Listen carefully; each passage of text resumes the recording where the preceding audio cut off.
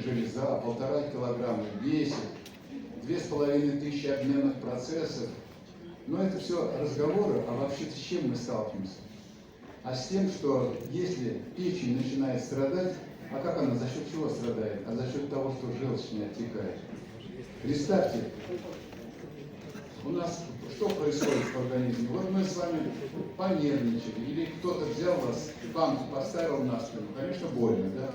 И вот на этот стресс, хотя он такой, кажется, незначительный, первый, что реагирует, это луковица 12-перстной кишки.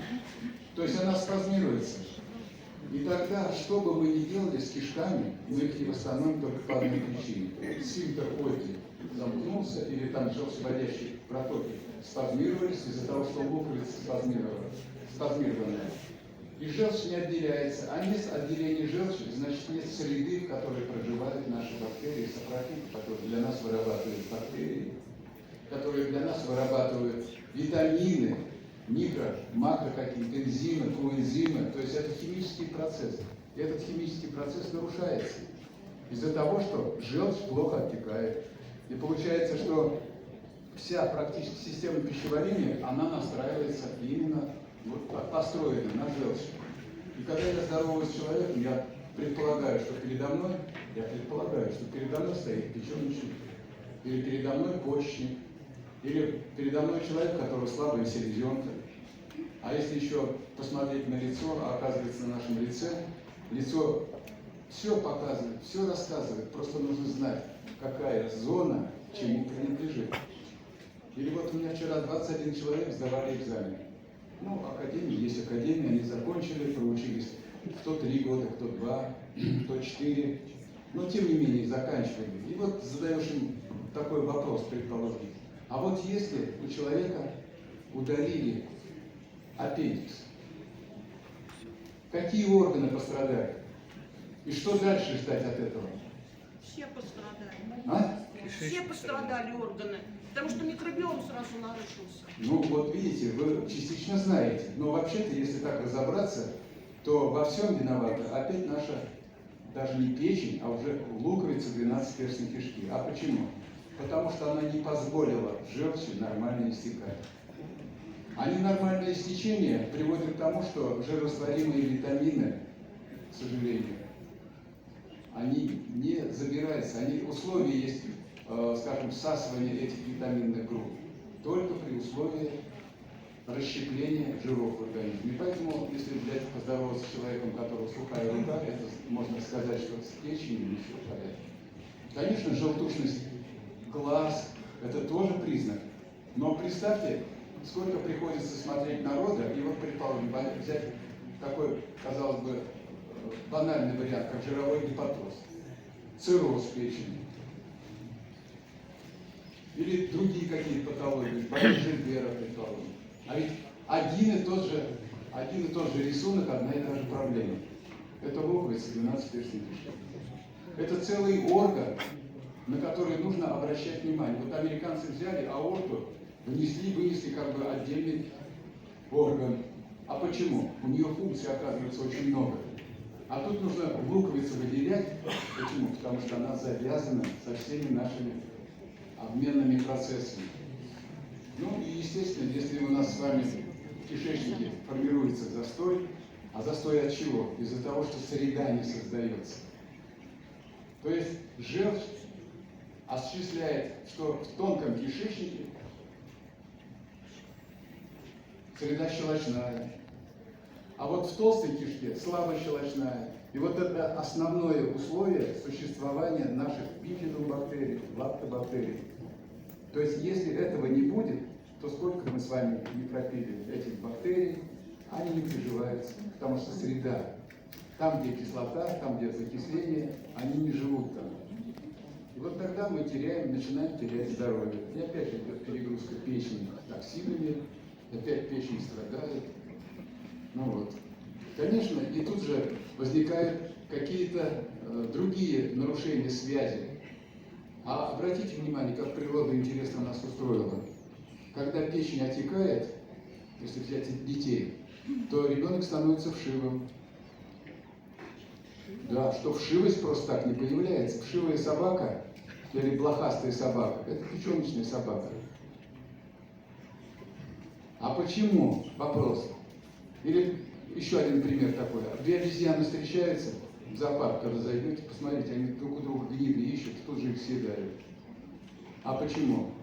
В южных районах очень частые заболевания печени. И не только у человека, но и у животных. И поэтому нужен хитин для построения клеток печени. И вот тогда природа сама выдает. И если ваш ребенок становится вшивым, очень тяжело его избавить от этих вшей, потому что организм сам будет стремиться их разводить. А почему? Да потому что, опять же, идет нарушение в системах, и поэтому страдают печеночные клетки, и им нужен как раз хитин. Ну вот, и решая проблемы, и обратите внимание, удивительно, что в том же Таиланде жарят тараканов, вкусные, как ни странно. Или барабульки едут покушать. А кто едет кушать барабульки? А барабульки маленькая рыбка такая. И целиком их съедают вместе с хитином совсем, потому что нужно для построения печени, оказывается. И поэтому, если вы креветки купили, то нужно купить самые дешевые, потому что они легко жуются. А если пропустить через мясорубку, то можно сделать паштет. И вот этот паштет, от него больше пользы, чем от самой креветки, потому что там хитин.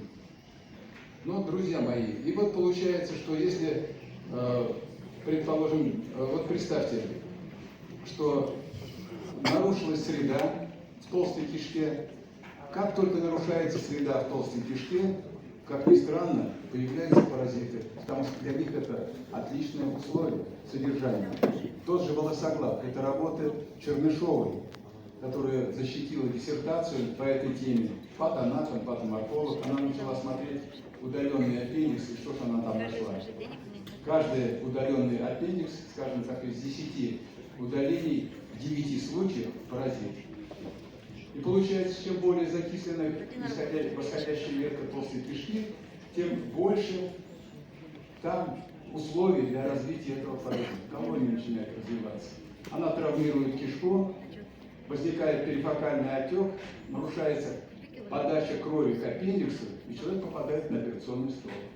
Ну, а если операционный стол прооперировали человека, но ведь ничего не поменяли, как была печень в застое, потому что там луковица спазмирована, так она остается. И что же тогда?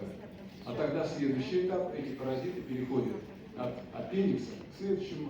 Это клапан, который отделяет толстую кишку от тонкой. И в этих системах, конечно, мы говорим, улицы с односторонним движением. И ни в коем случае из толстой кишки не должны попадать ни бактерии, ни, скажем, пищевой комок туда не возвращаться, потому что это нарушение. Так вот, тогда начинает отекать вот этот илиоцекальный клапан, и тогда ни один гастроэнтеролог не приведет кишечник в нормальное состояние, не приведет к нормальному питанию. Вы будете каждый день менять диету, но вы не решите. Вам будут предлагать витамины, но вы тоже не решите, потому что это временно одноразовая ситуация. Но чтобы там создалась среда, создалось условие. Ну и вот это условие, что нужно сделать? Оказывается, просто тупо иногда разнять луковицу 12 перстов кишки чисто механически, потому что все другие способы, ну нет такого. И поверьте, вот за свою практику я встречал людей, которые погибали не в военной кахексии, то есть сильная степень истощения. А что происходит? Человек съедает пищу, а так как нет сброса желчи и печень отечная, начинается рвота. Организм должен выбросить этот пищевой комок, потому что он начнет гнить там, в кишках. И поэтому человек не может есть, его начинает питательный раствор через попу вводить. Ну, какое-то время он живет, но это, конечно, не жизнь. Но вообще-то, если так разобраться, приходит специалист, который, может быть, даже не знает анатомию, просто тупо продавил луковицу 12-перстной кишки, желчь начинает истекать, а потом начинается поддавливание той печеночки, и смотрит, печень-то, желчь начинает, и отек печени начинает уходить. И тогда печень начинает лучше работать. Вот эти 2500 обменных процессов, они приходят в норму. Температура печени, ведь никто не говорит о том, что существует такой показатель, как температурный режим печенки. И если наша температура печени сниженная, то представьте, у нас с вами бессонница. Вот люди, которые страдают снижением температуры печени, они не могут спать, уснуть. А что нужно сделать? В догрелку положить. Даже на полградуса поднять температуру печени, человек засыпает. А у другого тот не может спать только по одной причине. Ноги горят. А там что происходит? Там переполнение желчи в печени. И тогда начинается так называемый процесс аутолиза, воспалительный процесс самопоедания клеток.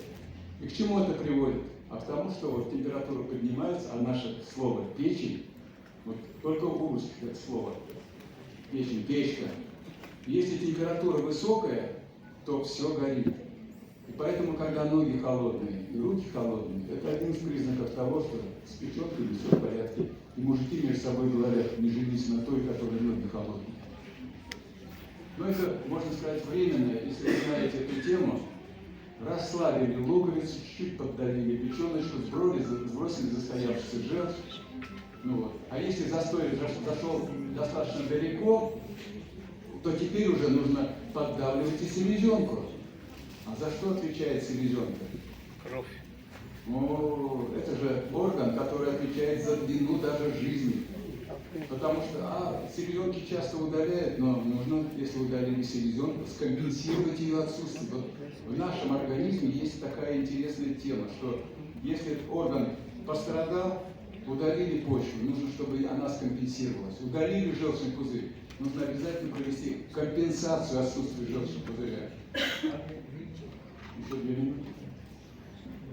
Так что, ребят, вот такая вот тема, она достаточно интересная, и она позволяет вам, я думаю, что дольше прожить, потому что иногда смотришь, народ-то к тебе приходит, ты видишь, как человек запущен. А запущен потому, что у него нет знаний. И поэтому нужны знания. Знания определяют все. И вот из-за этой фигни, извините меня, из-за отсутствия нормального истечения желчи человек мучается, он в жизни. И поэтому, когда немцы попрашивают, а сколько бы вы хотели жить? Они говорят, до 80. И только 15% хотят жить до 100. А потому что у всех уже представление, что в 80 лет человек елозит уже, у него суставы развалились, разрушились.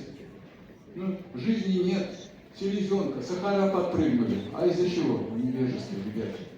И вот это невежество нужно искоренять.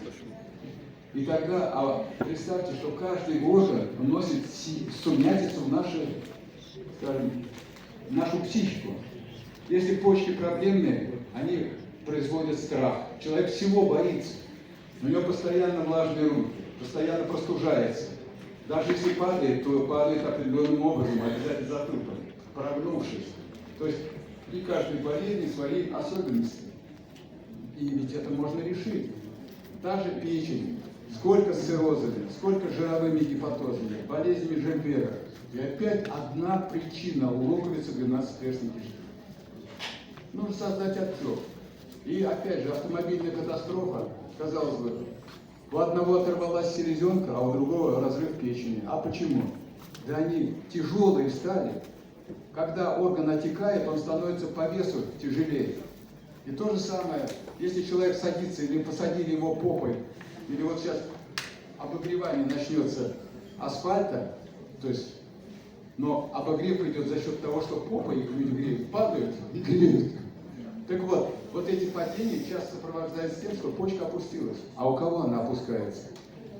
У того, у которого в почке застой. Она стала тяжелее, и поэтому она пошла вниз.